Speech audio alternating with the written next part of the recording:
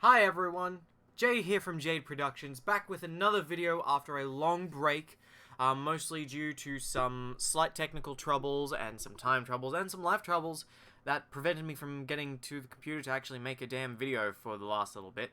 But we're back, we're here, and we're going to kick off now, and we're going to today, if the title of this video wasn't a dead giveaway, Beginner's Guide to Age of Sigmar for the Idoneth Deepkin. Now, first thing, I want to preface this video saying that this video has been made in 2021, around March, around the 13th to be exact, and at this current time, there is no new Idoneth Deepkin book, so the information that I am referencing in this book, in this video, comes from two different books, and you can see these are the Idoneth Deepkin Battle Tome that they currently have, and the the Broken Realms Marathi, which contains updated rules for the Idoneth Deepkin, which affect the Idoneth Deepkin book by essentially giving them new mount traits and some new battalions.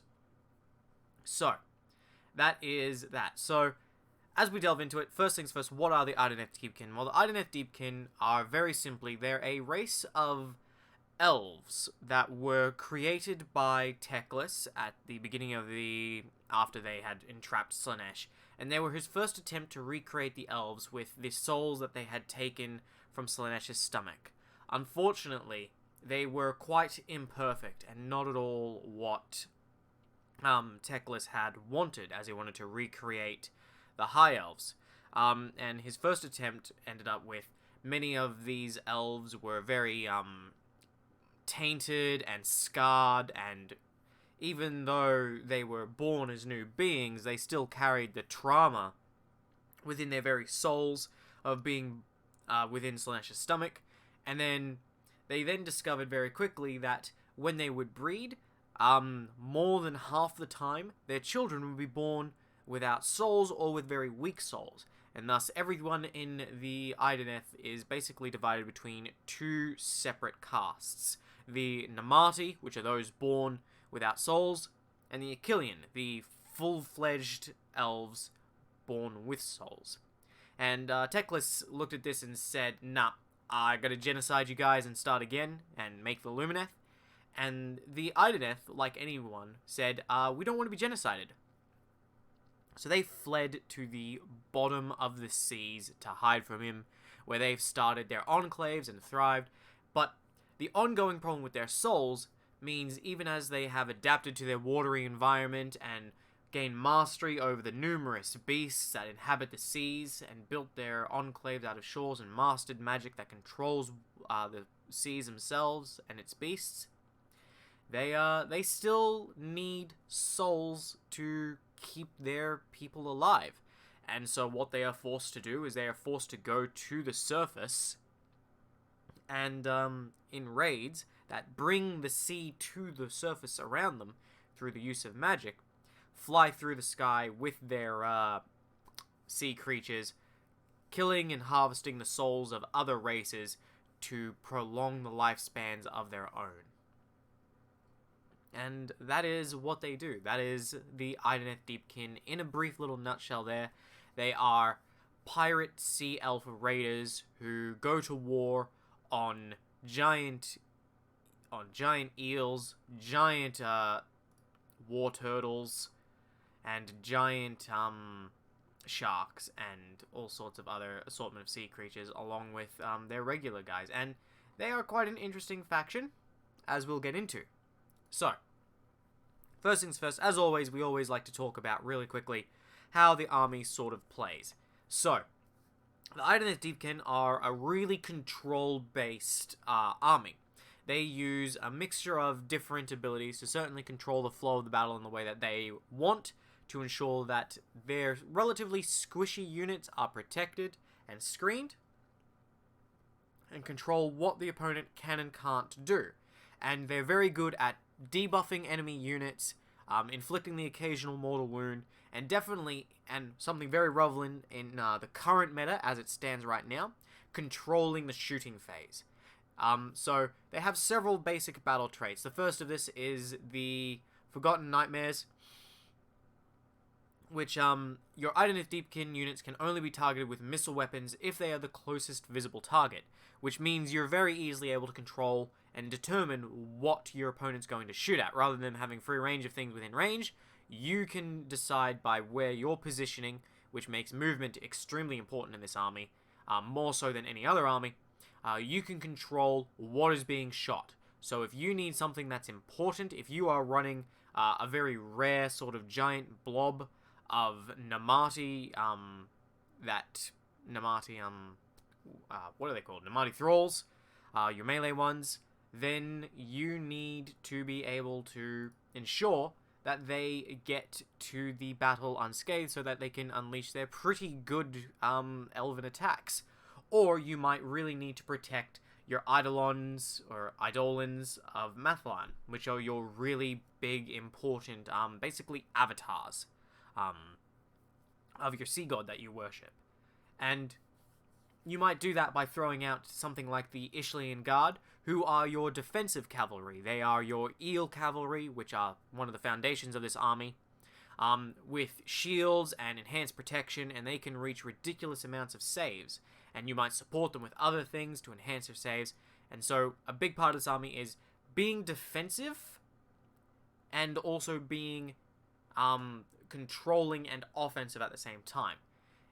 This is an army that can very quickly switch from being defensive to offensive and waiting for the right time to strike. And this goes into their Tides of Death battle trait that they also have. And each round you gain a different ability. On Battle Round 1, all your units count as being in cover.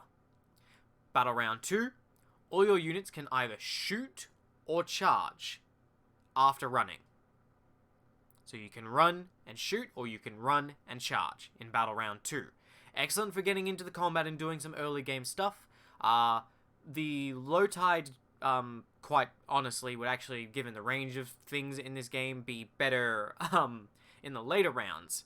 But you start with it, and it gives you that extra protection to prevent you from being alpha striked against particularly aggressive armies like Daughters of Cain, Oryx, things that run across the board turn 1 and really hit your battle lines if you've deployed forward.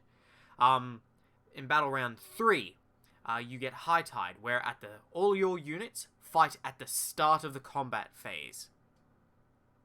So, that is really fantastic, and it's Battle Round 3 that you deal your most damage, that you suddenly switch from, at Battle Round 1, you play defensively, at Battle Round 2, you position yourself and start getting aggressive. Battle Round 3 is where you want to cut the head from the snake and win the game. Battle Round 4, after falling back, your units can either shoot or charge. And Battle Round 4 is the cleanup round. Basically, you want to win between rounds 2 and 3 if you can.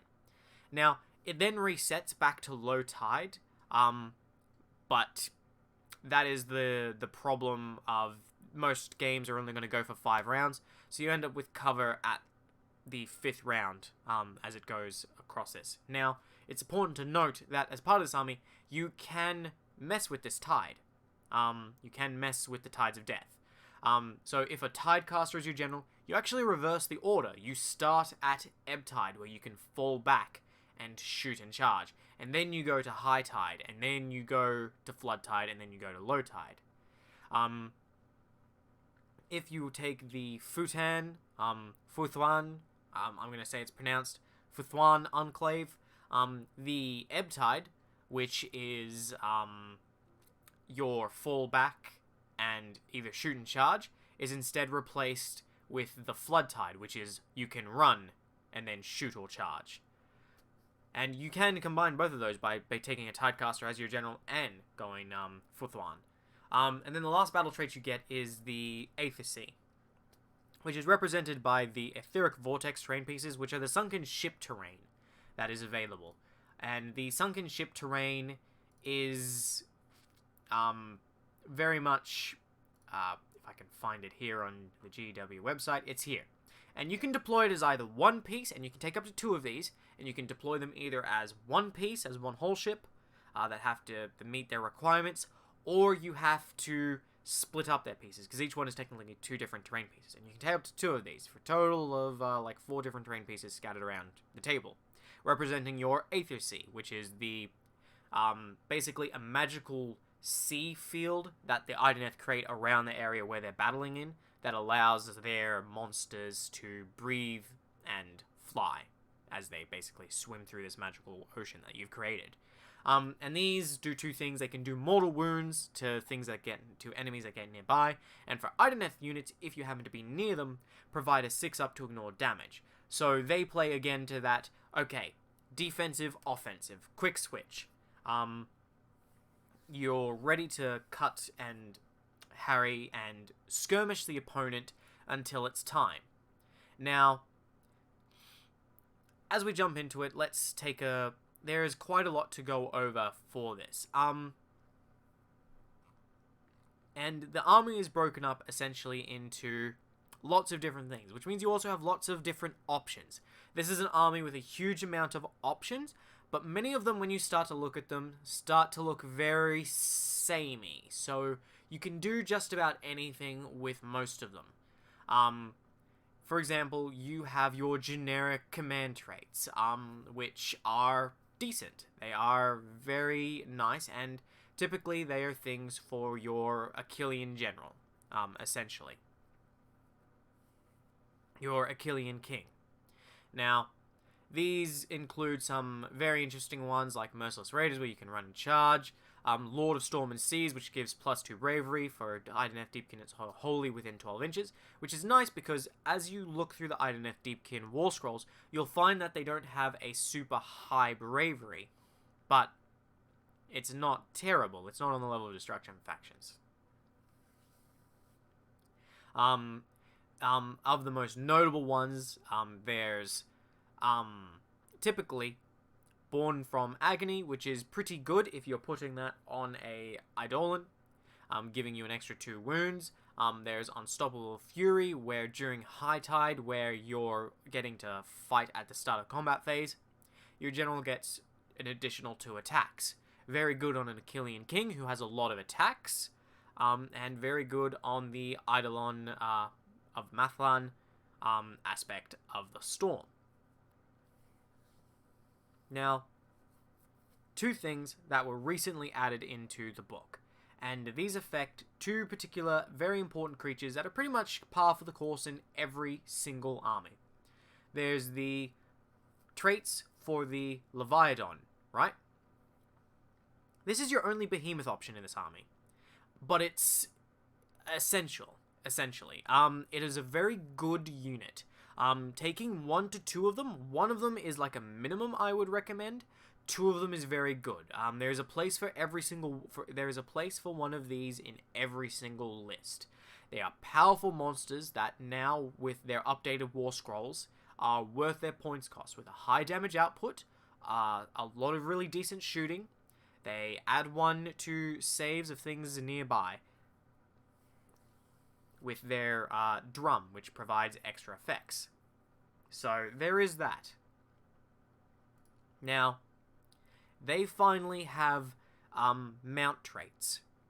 And so they also, like the Seraphon Bastillodon, something that they've been changed to do, is they have an armor save that reduces the more wounds they take.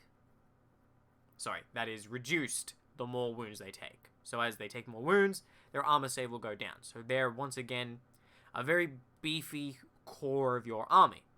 And they're really, really good. And you can give them mount traits, which let them ignore rend of -1. You can give them the ability to inflict extra mortal wounds with their impact attacks. And you can increase the range of their Void Drum, which gives friendly Idoneth units extra armor from 12 inches to 15.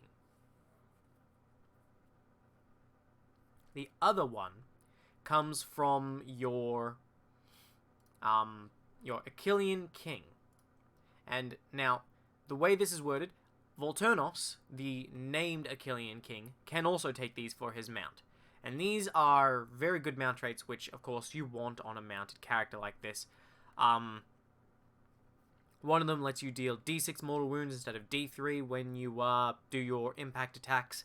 Another one gives your Deep Mare itself extra attacks on its profiles, and it has a fair amount of attacks, so you can really turn your Achillian King into quite the blender. And then Void Shield Darkness is probably the best one on Savage Ferocity, where you get the extra attacks. Is really good for making a blender, but this is an army that really excels at debuffing opponents, and you can stack those to incredible heights here. And Void Shield, which has every enemy model within 3 inches get -1 to hit on their hit rolls. That one's good. Now, there is a lot of different artifacts in this army. You have Achillian artifacts, which are for your Achillian kings, which only includes, well, your Achillian king. Voltonus can't take them because he's a named character.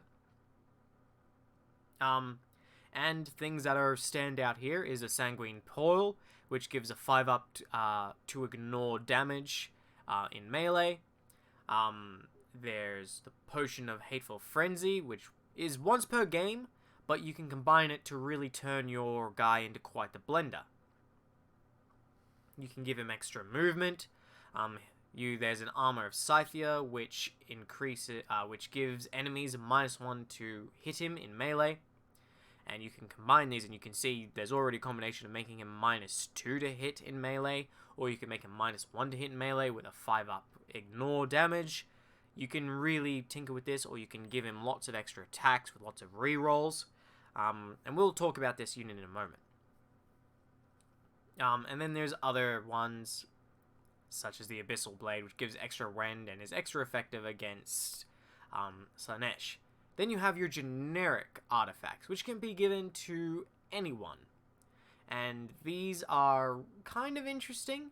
Most of them are weaker versions of the Achillian ones. The most notable one is the Cloud of Midnight, which, once per battle, at the start of any phase, the bearer cannot be targeted for attacks, spells, or abilities for that phase.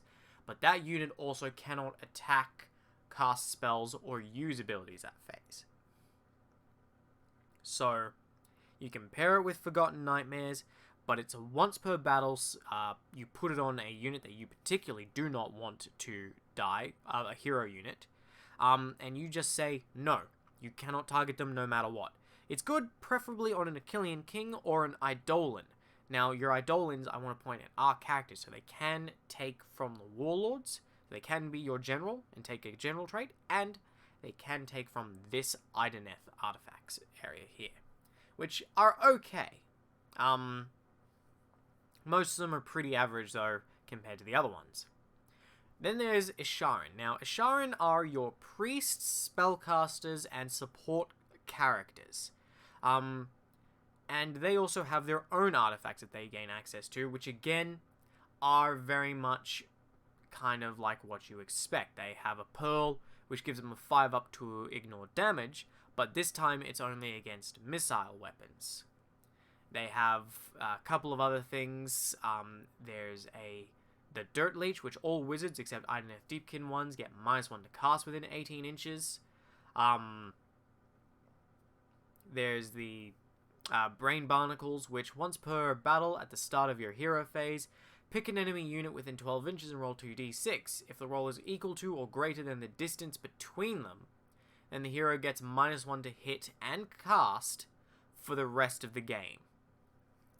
It has to target a hero, but it can be really, really devastating, especially if you can stick it on someone who's really big, like Catacross, or you don't need to stick it on Teclis, but other more formidable characters. Then you also have anyone who is also a wizard, from Idoneth, can also take from another pool of artifacts, which are increasingly interesting as well, and these serve to support, essentially, they're only for your Tidecasters or your Aspect of the Sea Eidolon. And again, there's another 5-up to ignore things, but this time only against mortal wounds. There's Sands of Infinity, which once per battle, you can make a spell last for 2 rounds instead of 1. And you have to use this before the cast and before the unbind roll. But when combined with many of the debuff spells, which we'll talk about in a moment, you can make enemies -1 for quite a long time. And with one particular spell, you can make multiple units across your opponent's army, -1 to hit, for a long time. For those 2 rounds where you can absolutely nerf them into ground.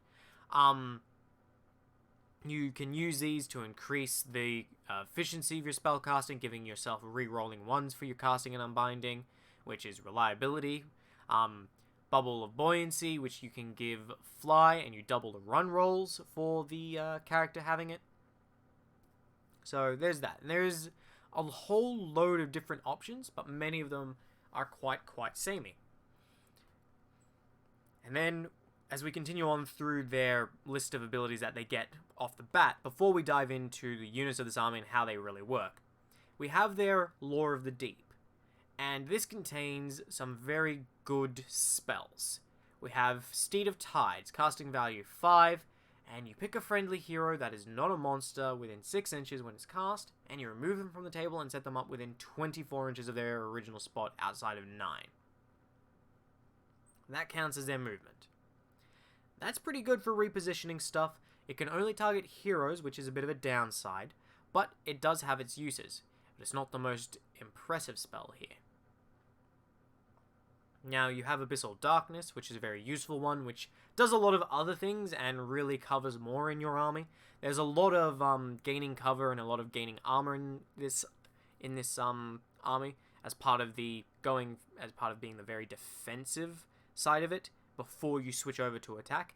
And this is also because your forces, when they're not getting all these buffs, tend to be somewhat squishy. The best you've got is a 4-up save outside of the Leviathan. And you can get bonuses to make 1 unit a 3-up save, and that's a very important unit we'll talk about in a moment, well, with your Eel Cavalry. But Abyssal Darkness lets you treat friendly Deepkin units as being within cover, if they're wholly within 9 inches of the caster. So, it's okay-ish. And it gains more value as the game goes on, in the rounds between when you don't have the Tides of Death giving you cover.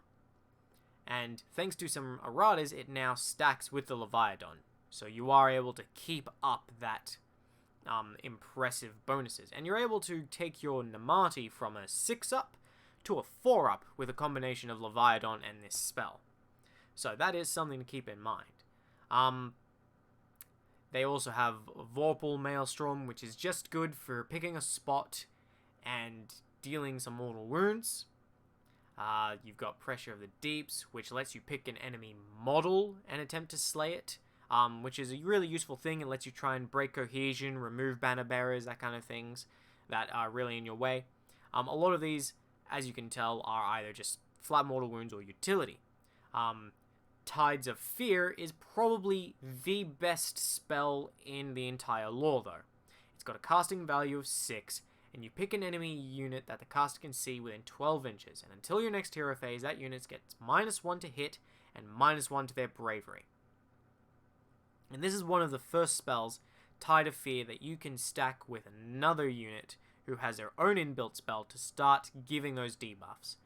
But it's a very important debuff spell, and -1 to hit and -1 to bravery. The -1 to bravery is going to get you more mileage depending on what you're fighting, and the -1 hits, same thing. The fact that it gives both of these makes it very nice. As far as a general sort of what is a default spell to sort of think about, Tide of Fear, Vorpal Maelstrom are typically the go-to ones, unless you have something particularly planned or you want to be very defensive. There's Abyssal Darkness, and if you want to try and just use your guy to deal lots of mortal wounds, Pressure of the Deeps is okay, but the Vorpal Maelstrom and the Arcane Corrosion, their last spell, is a very interesting one, is also an option. Its casting value of 6, and it automatically targets the closest enemy. You measure the distance between the caster and that unit, and based on the distance that you're between you, you're dealing mortal wounds. The further away you are, the more mortal wounds you're dealing. At 25 to 36 inches, you're dealing 3 mortal wounds to that target. So whatever is casting this, you want them to be basically in the corner, preferably around 37 to 48 inches away, so that they're dealing 4 mortal wounds to the closest thing. But, again, it can be manipulated by your opponent, so it's a bit of a gamble. The last thing you have is your Asharan Rituals. Now, this is probably the thing you're going to forget about the most when you play this army, because at this stage, it doesn't particularly bring a lot to the army, and it's kind of annoying to use. It has a whole bunch of different things, but essentially, you have to pick someone, a hero, to declare which ritual they're going to do, and they can only do one ritual. And you pick an Asharan hero that's a distance from the enemy, and you roll 2d6, and on a 10 plus you get to succeed on the ritual, and you get a bunch of different modifiers based on if there's a caster nearby, there's a gloom thing, there's a gloom-tide shipwreck nearby, whether or not the caster is a priest, and then and the number of non-priest Isharan heroes nearby, and a whole bunch of other different things. It's not a spell, it's essentially a prayer. It's a really bad form of prayers, because this is an older book that other factions have. And essentially, if you get it off, you get to pick one of the 3 different rituals. One of which is that your enemy heroes until your next hero phase, enemy units don't get a cover bonus. Ritual of Rousing, where you heal 1 unit to your Eidolon and they can reroll all failed hit and rolls, is probably the best one. Considering the aspect of the sea has 2 spells that he now gets to re-roll now. Your aspect of the storm also gets some work out of this, but not quite as much. He mostly gets the healing out of it. And then the Ritual of Tempest is that your enemy units cannot fly anymore. This is really going to be strong against some armies, not so much against others. But let's take a moment to go into the units, since this is what you will need to know. Now, I can say first off, when it comes to starting and collecting this army, they're an interesting one to collect, and you only need to buy enough models really to build what you're doing. And depending on what you're doing, you're going to have either a really small elite army where you don't have to paint a lot, or you're going to have quite a mixture. Now, the sort of largest model count unit you have is in your battle line section, and it's the Namati Thralls, and they come in units of 10 to 30. Now, it's easy to obtain them thanks to the Get Starting box, which is a very good Get Starting box, particularly for this army. This one was put together particularly well, simply because it contains a little bit of everything that you want. So, as you can see, it contains 3 different Eel Riders and 10 Namati Thralls.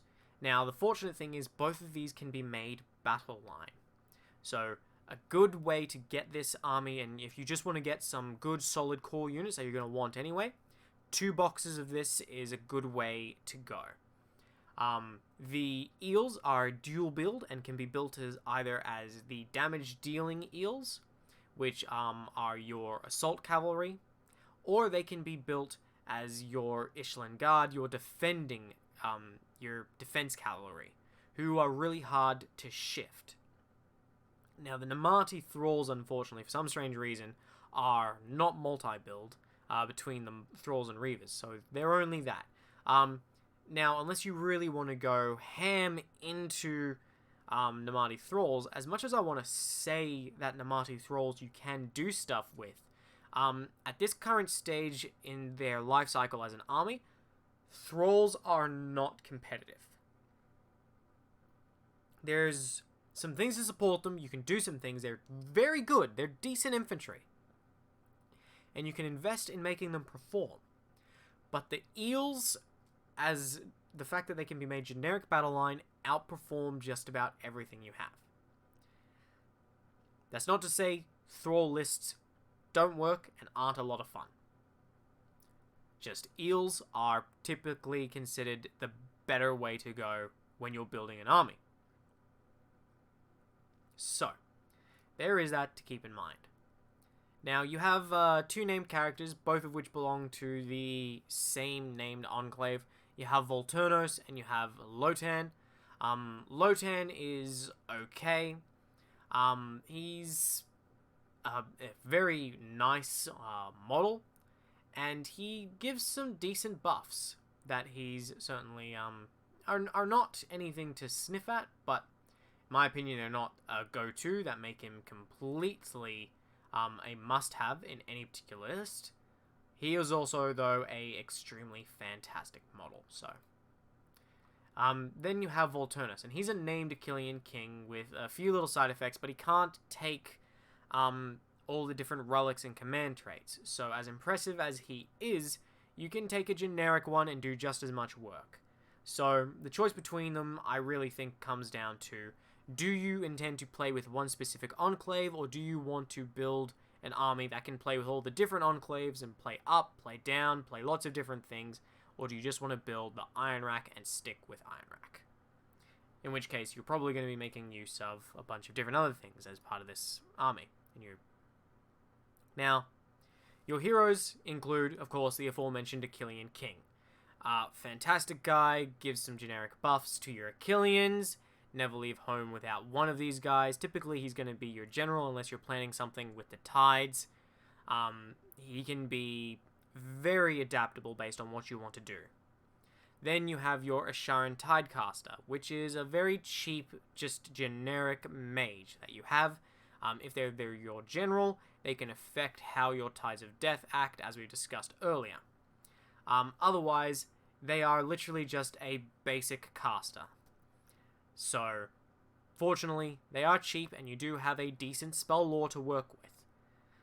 Then you have your Asharan Solscrier. This is your priest, and his main feature is that for his cost, he allows you to outflank units by deploying them on the board edges. And it's an okay ability that you can perform some shenanigans with. It has the things. Is he a must-take? Is he a decent unit? Well, not really. Beyond the rituals, which are very meh, and beyond his ability to give you this outflank move, he is not particularly that important a character. Then you have the Asharan Soul Render, the last of your Asharans. The Soul Render is a mixed bag of a character.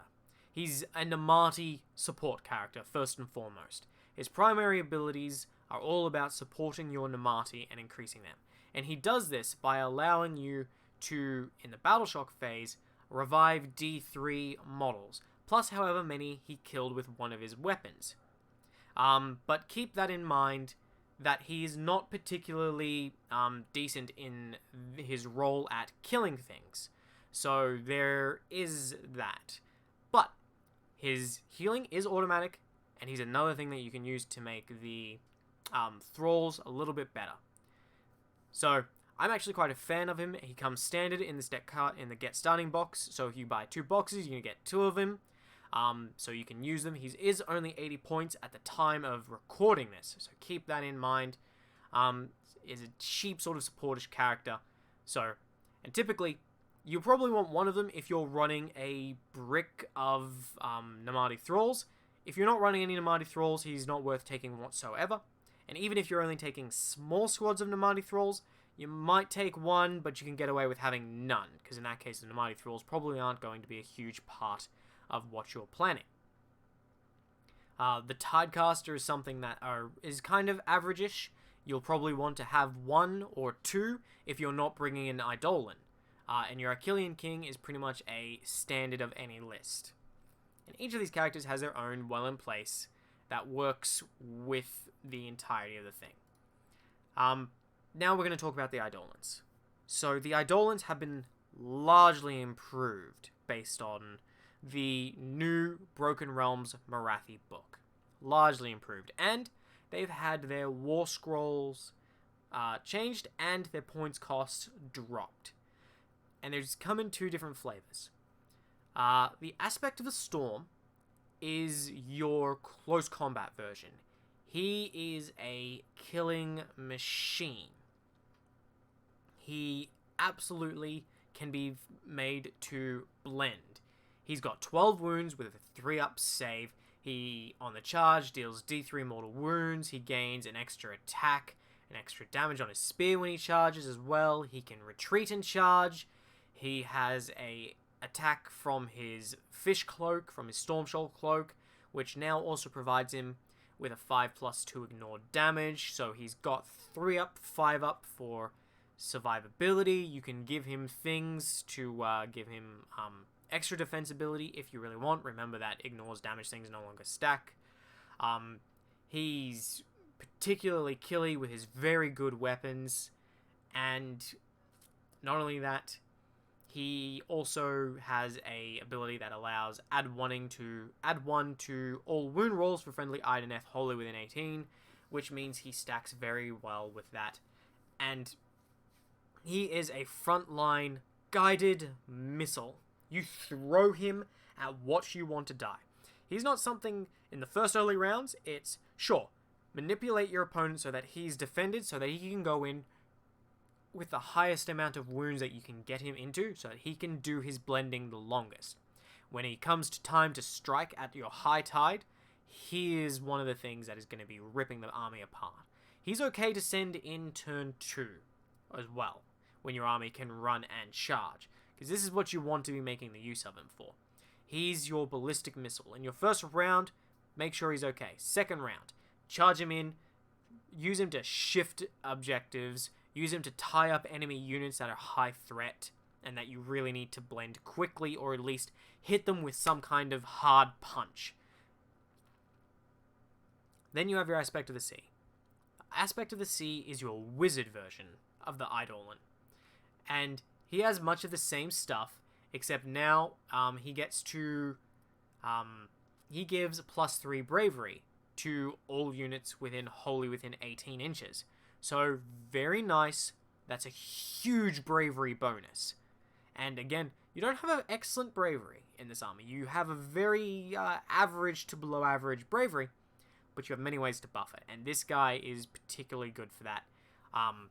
The Aspect of the Sea is the all-rounder, like, utility option compared to the Aspect of the Storms. You want a missile to throw at the opponent. And the Aspect of the Sea, he has a very cool rule where he can re-roll all of his magic rolls, so casting, dispelling, and binding. And if you don't use a re-roll, he regains D3 wounds back at the end of the hero phase, which is very good, means he can regenerate, and your spells aren't particularly hard to cast in the first place. His weapons are pretty good. He doesn't kill as hard at the Aspect of the Storm, but they're pretty good, especially for a wizard. He can cast and unbind twice, and he has 2 different spells, and one that does either just deals D3 mortal wounds to an enemy, or heals D3 wounds on a friendly unit. Very good for keeping your cavalry and your other Eidolons, and particularly your Leviathans and your Achillian kings in check. And particularly, the Leviathan is an excellent target for this, for healing, so that it can maintain its stats as the particular defensive brick of a monster that it is, with a really high offensive output. Then his second spell is probably the best spell in this entire army, and it stacks well with the other ones from his lore. It does, and it does have some overlap particularly, but you get to, if you can get it off, you get to pick D6 enemy units, and they suffer -1 to hit and bravery. So you can cause entire swaths of your army to be, of the enemy army to be nerfed, allowing you to survive with your relatively squishy units when you are not playing defensively. Now, that is the thing about this army. You have a lot of defensive buffs because you have a natural high offensive output. That's why a lot of the things shift in towards keeping you alive, because the moment you decide to stop focusing on that, you will fall apart. And so you have to switch between, are you going to be defensive here and where, and control the flow of battle. Here's where you need to be defensive in these rounds. Is it wise to charge these things? And this is an army where manipulating and picking your charges is more important than ever. You should definitely not just be charging in things. It's very much an army where If you can avoid picking a fight, you probably should. And the defensive buffs are there for keeping your guys alive so that they can move around, outmaneuver if they get caught by enemies, if they get dragged into fights, or if you need to commit to a fight to kick enemies off and you don't have the ability to withstand it. Because this is also a very elite army. You don't have a huge amount of models available to you. So you cannot survive the attrition battles with things that spam massive hordes. It's not a particularly good matchup versus Fire Slayers if you're trying to duke them out one-on-one. But it can maneuver around Fire Slayers with their speed and manipulation. Can you give the Fire Slayers a good pounding? Yes. But you're not going to win in that kind of attrition battle unless you're starting to really focus on these defensive tactics that the army has available. Debuff the Fire Slayers, neuter them where you can, give yourself armor buffs, apply whatever you can, fall back and retreat, fall back and charge, make use of your skirmishing power. This is an army, as we're about to get into, has very good skirmishing power. And that is because it is primarily a cavalry-based army. You have your Namati Thralls for your battle line. These are your basic battle line. They are very good infantry with their typical elven stuff. Hitting on 3s, winning on 3s, 2 attacks, -1 rend, 1 damage. They have a 6-up save, they have mediocre bravery, 1 wound apiece. When they hit things that have 1 wound, they get a 3rd attack on their weapons. If they hit things that have 4 or more wounds, such as ogres, they get an additional damage, so they go up to damage 2 on their weapons. Very good, very reliable. They will fall over and die to a stiff breeze, but if they hit something, they'll hit it pretty hard and pretty reliably. They go to a maximum of 30 in a unit. A max unit of... Sorry, I got that wrong. They're a 5+ save. So you can take them from a max unit of 30.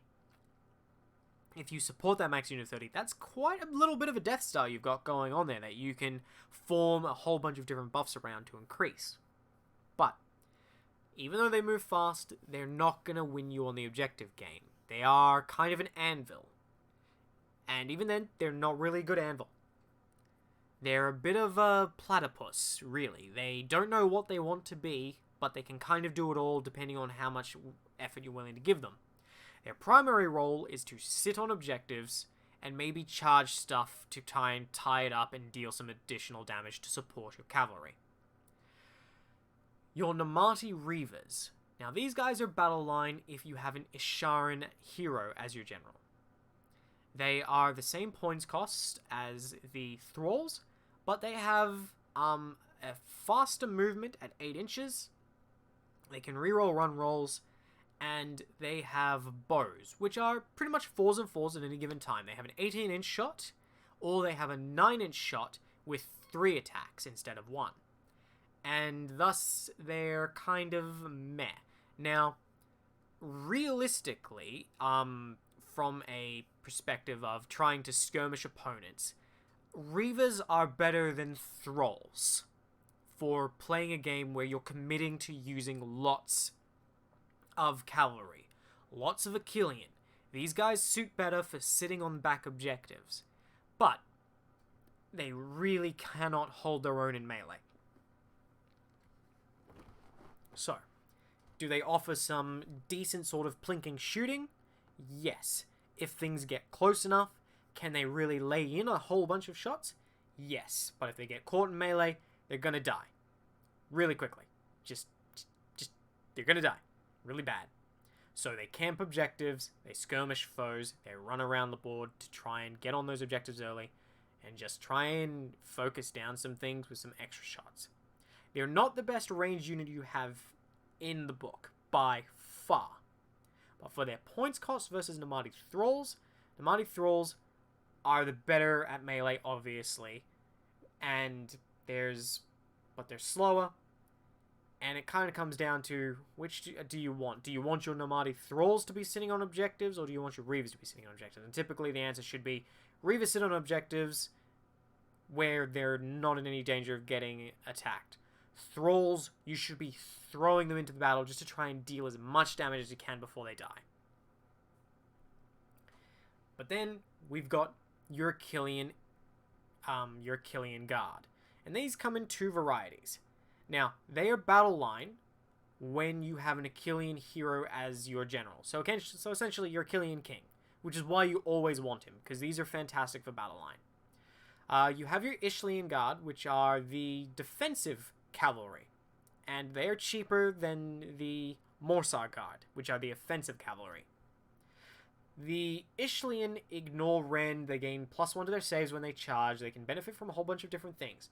They have 14-inch move, they can re-roll charges thanks to their musician, which is very good for when you finally want to get into that combat.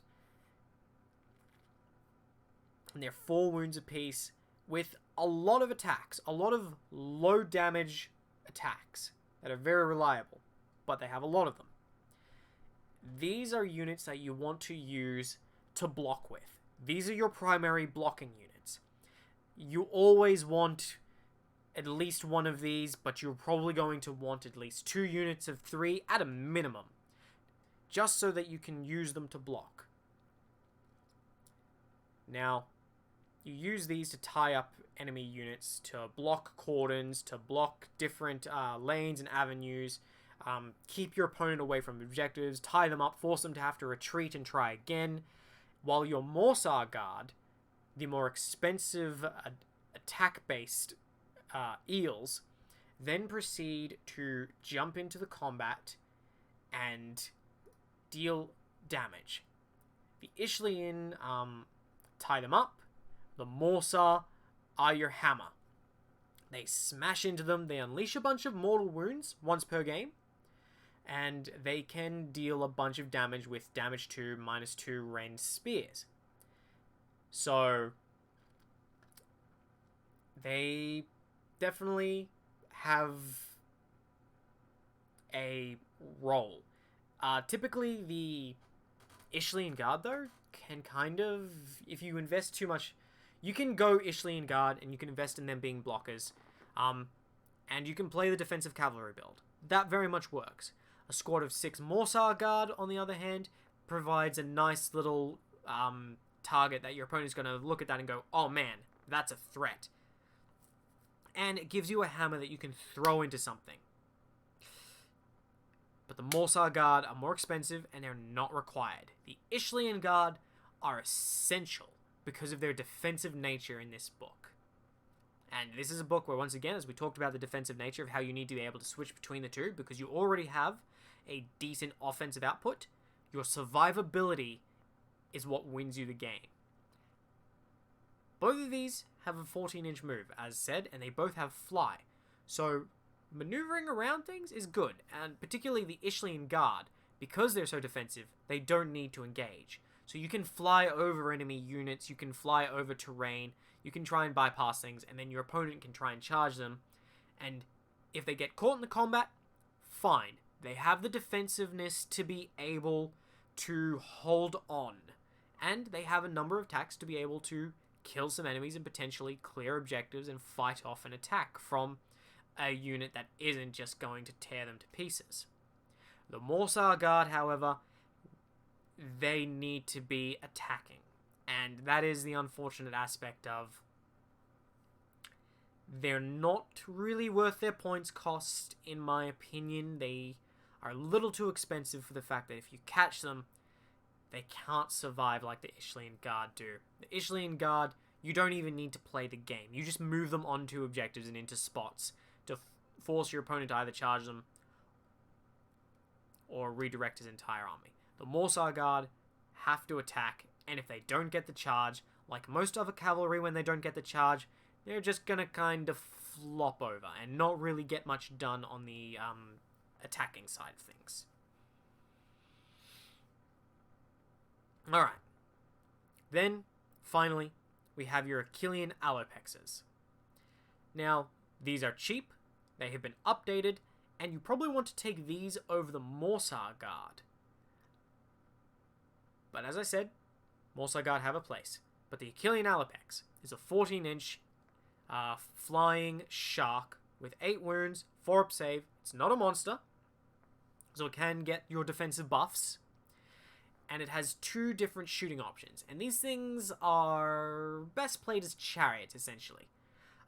They hit particularly hard now. They're very nice with the way that they have been redone with their bites. Now they're kind of very reliable in their melee damage. And they have very nice ranged attacks. They have 4 shots with their razor shell harpoons, which are 3s and 3s -1 damage. Nice and reliable. It has rend, and it has a pretty good range on that as well. So very good for picking off enemies, trying to snipe out characters. These are your primary shooting unit, not the Reavers. Then they have the net launcher, which slings out 1 shot, 3s and 3s, no rend, 1 damage, but anything hit by the net launcher cannot pile in, which makes them perfect for when you want to maximize a charge into the corner of a unit, because it will minimize the amount of attacks you take back by a huge amount. Combining that with the Morsar Guard, that is how you can get the most out of them. Because now your Morsar Guard are going to take far fewer hits back if they fail to kill the opponent's unit if you whiff, because they won't be able to pile in, so your opponent will be forced to take these casualties out, and they're not going to be able to pile in towards you when they counter-strike to try and take you down. Very good. Best part is, Achillian Alopexes can be taken in squads of 1 to 3, and you can mix and match those shooting weapons. On top of that, the Achillian Alopex, fantastic melee stats now, all for 110 points. They do only have Bravery 6. They shouldn't run away. They can run away if you're very unlucky. They shouldn't run away. So there is that. But they have a number of very reliable attacks on melee. 6 attacks, 3s and 3s from your elves. 3 attacks with very good rend and damage from their bites. So, good unit of these, moving around the board. Really good skirmishing in the early rounds, where you have your different tides for cover, and then the running and charging, or running and shooting. And particularly, most of the time you're going to be either running and shooting with Alopexes and Reavers, and running and charging with just about everything else. Third battle round, where you send these guys in and you get to fight first across your entire army. That is the good spot. Now, your final unit is the Achillian Leviathan. The Leviathan is a fun little sea turtle that is quite powerful. It has 10-inch move flying, it's got 16 wounds, it starts at a 2-up save, it has a huge number of attacks in melee, it's got its jaws, which are massively improved and really, really good, and it's quite the beast, and it's quite survivable. Then it also has quite a lot of shooting attacks. It has 8 shooting attacks with its razor shell harpoons, 3s and 3s -1. Fantastic. So that's more shooting, so it can do a bit of everything.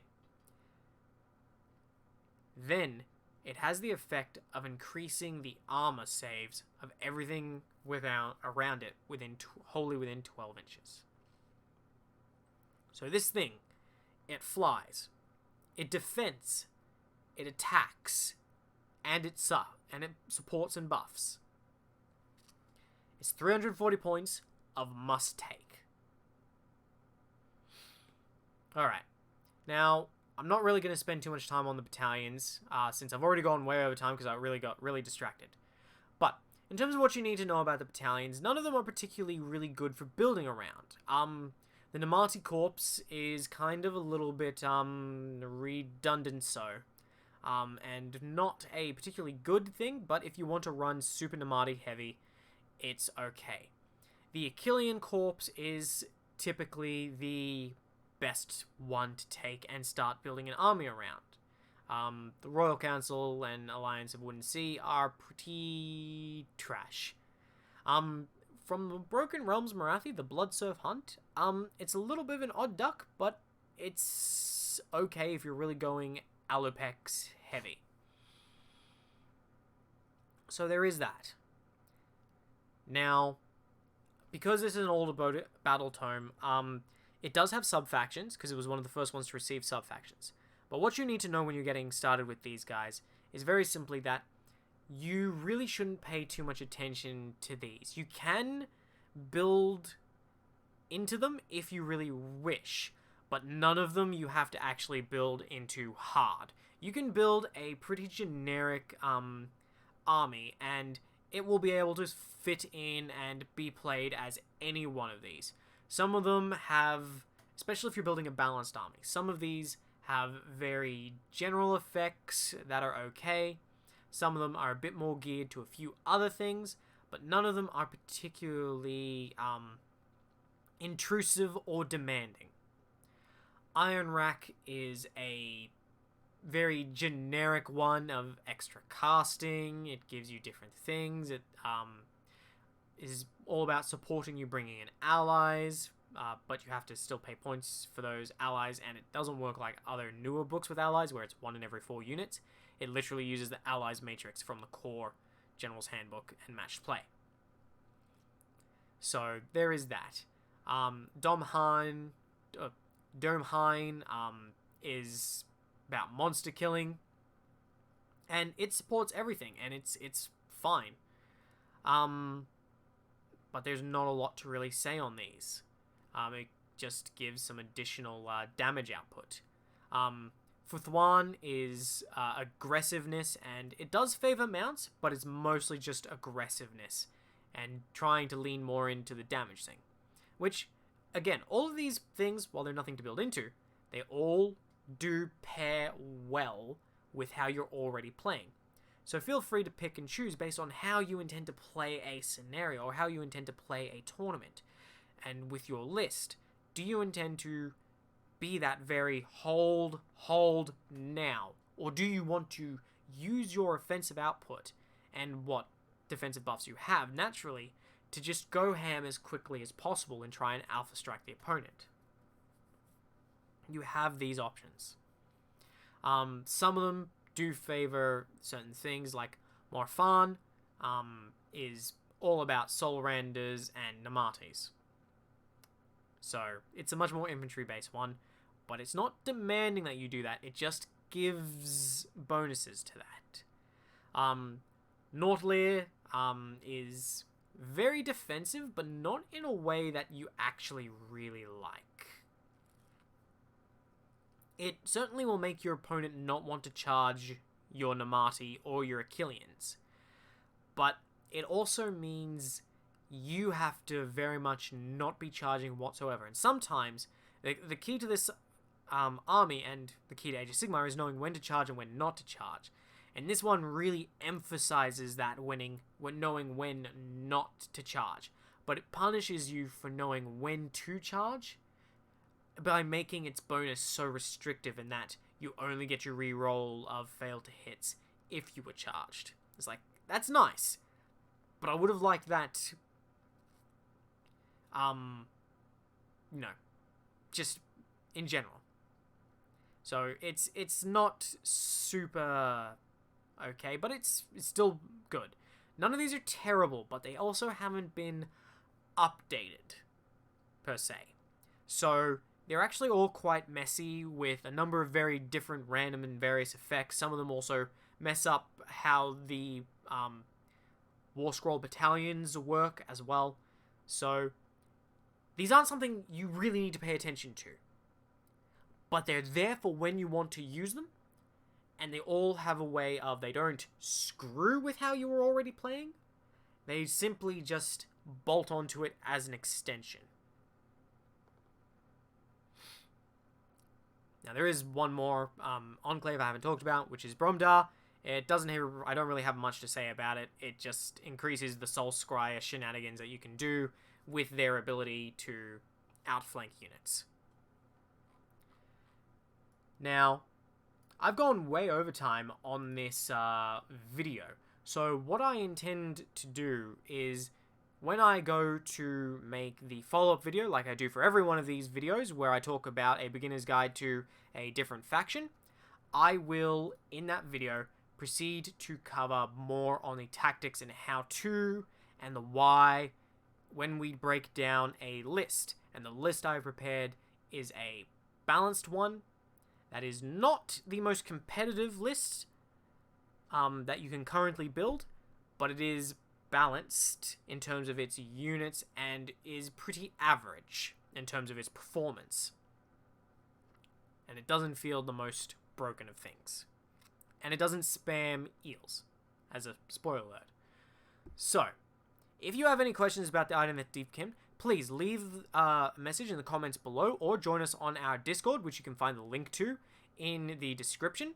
And please, if you have any questions, just ask them. We'll try to address them. If you have any questions, you want any advice on these, questions about their performance, good combos, synergies, you just want to share your list and share your thoughts on the Idoneth Deepkin as they currently are, and share your thoughts on what other players need to know for them right off the bat, let them leave them down below so that everyone can get in this conversation and we can all learn together and help everyone flesh out our knowledge of Age of Sigmar, a wonderfully, beautifully competitive and well-structured game that is a lot of fun to play.